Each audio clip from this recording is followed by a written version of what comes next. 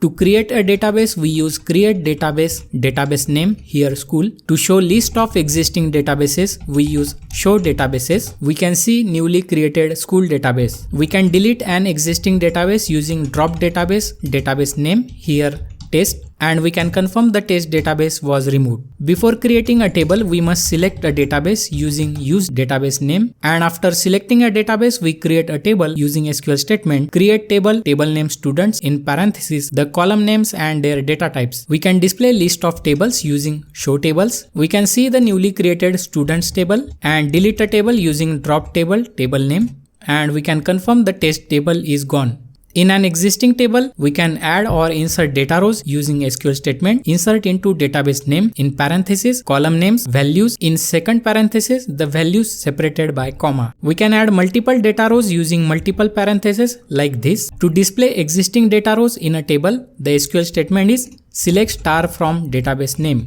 and we can see recently added data rows. To filter data rows to show specific data row, we use where statement like this. And we can also combine where with comparison operator like this. To update a specific data row, we use update statement with where clause like this. We can confirm the update using select star from students. And we can also delete a specific data row using delete statement.